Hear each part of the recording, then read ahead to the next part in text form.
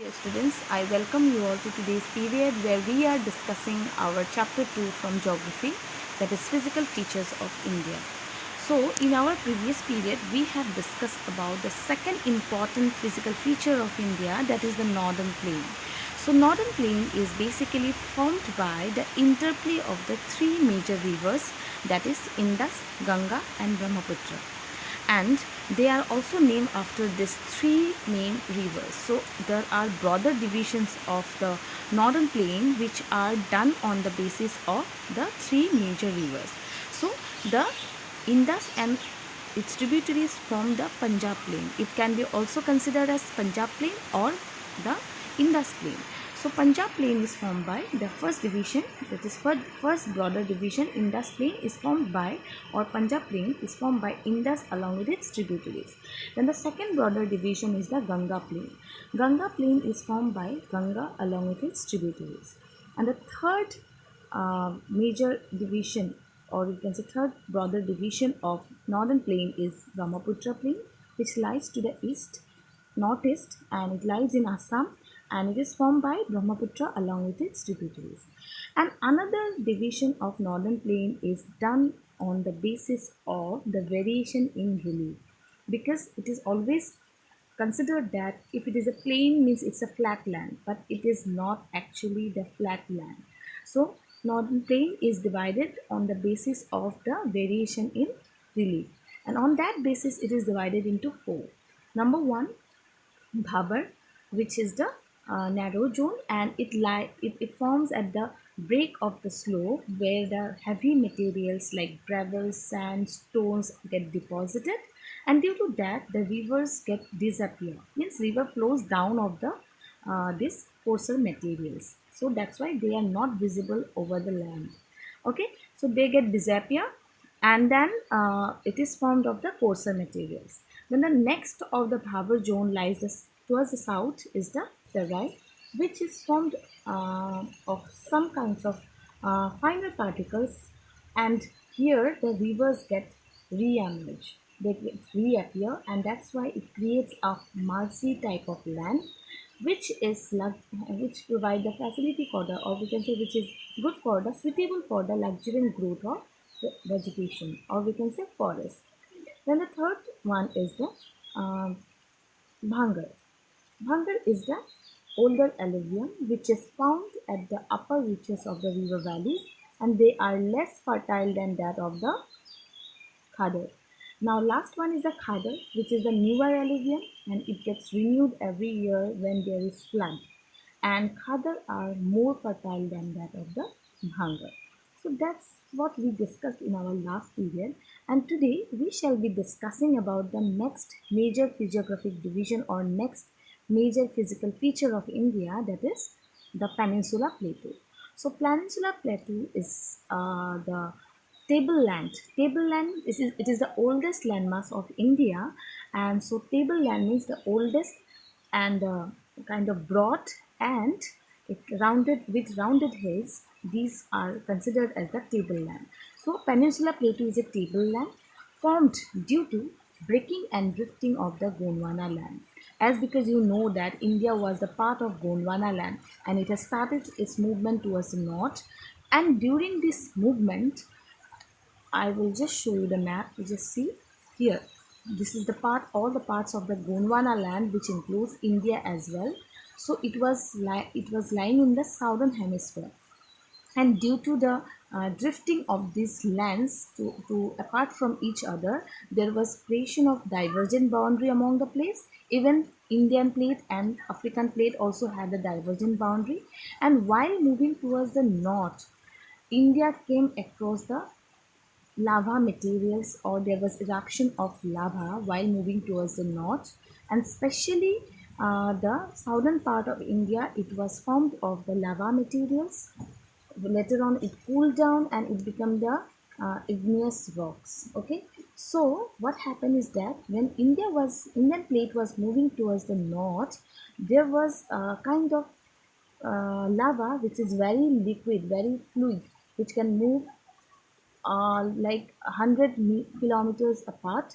So While India was moving towards the north, it also came across that flood basalt provinces, which means the very liquid lava. And this very liquid lava also enters to India and it forms the Deccan Tract. Okay, and the southern peninsula plateau that formed due to the lava materials during the movement of the Indian plate towards the north. Okay, and then the peninsula plateau was formed, which is a very old landmass of India. Okay, now so main reason is peninsula plateau was formed due to the breaking and drifting of the Gondwana land. Now it is composed of crystalline, igneous and metamorphic rock. The peninsula plateau is composed of crystalline, igneous and metamorphic rock. Crystalline means when the rock they change their chemical composition. Okay, so crystalline, igneous and metamorphic rock they are composed of.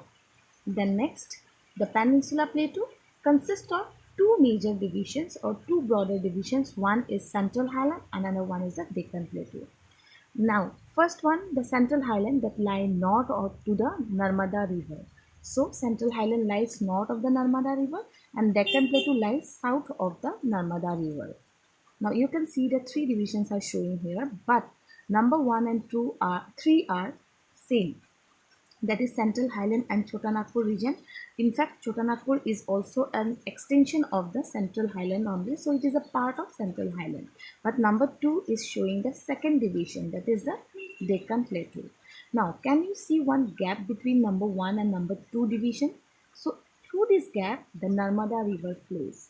That's why it is said that the Central Highland lies towards the north of the Narmada River and the Deccan Plateau lies to the south of the Narmada River.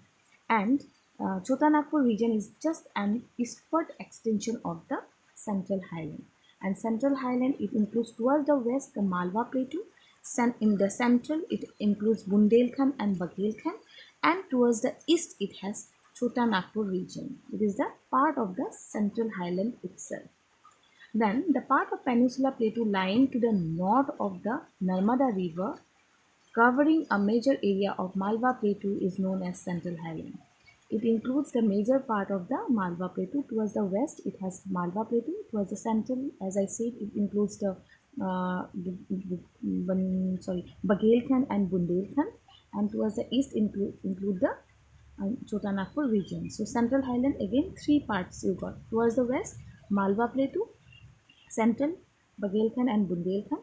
Towards the east, Chotanagpur region. So basically, what is Central Highland? If you are asked, you have to say that the Central Highland lies towards the north of the Narmada River, which composed of a major part of the Malwa Plateau, and it is known as the Central Highland. Now, Vindhya Range is bounded by the Central Highlands on the south and Aravalli Ranges on the northwest. Now, if you see to the map, towards the south, south of Narmada, or we can say towards the south of the Central Highland, it is bounded by Vindhya Range. Above the Narmada River, there is Vindhya Range. So, towards the south of the Central Highland lies the Vindhya Range. Towards the northwest, it lies the Aravalli Hills.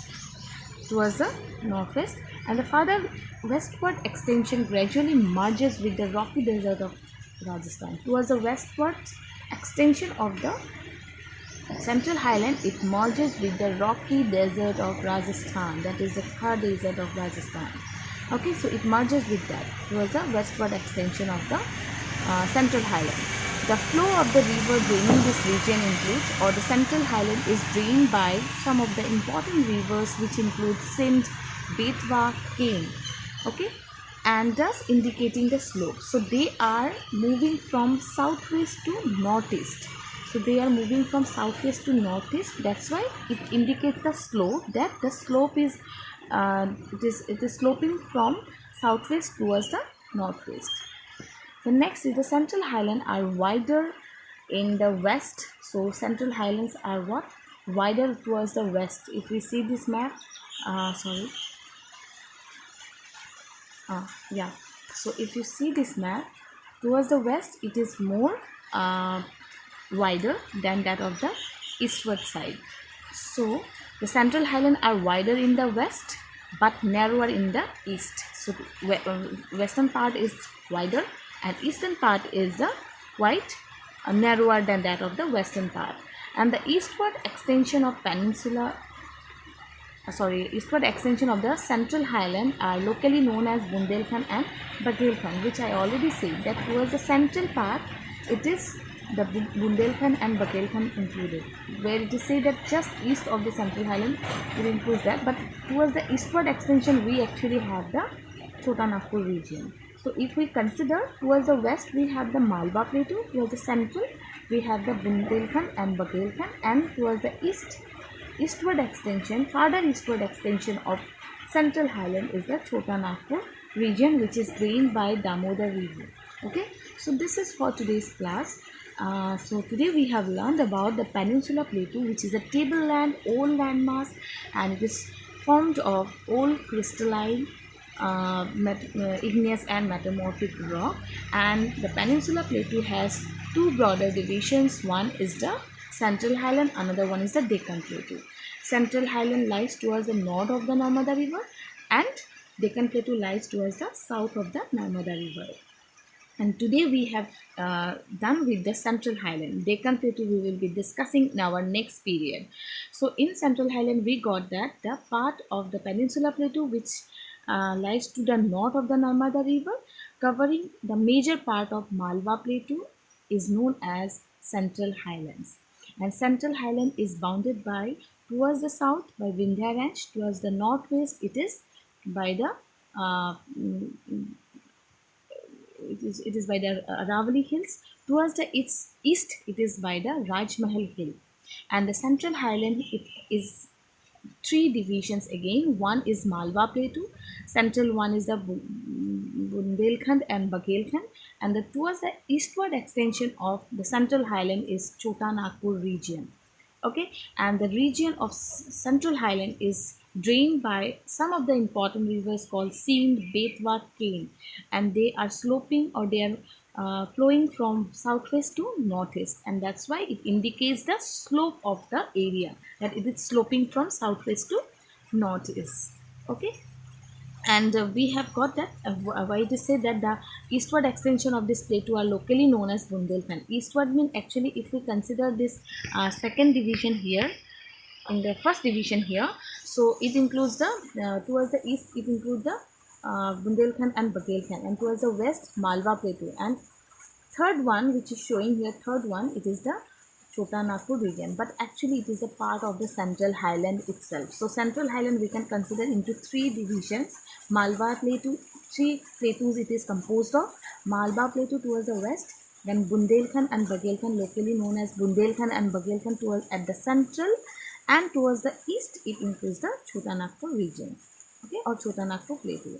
So that's all for today. Thank you students, and I will be conducting one class test of chapter 1 in the next week Saturday, which I am going to send you in the WhatsApp group. Please prepare yourself for the test. Okay, thank you so much.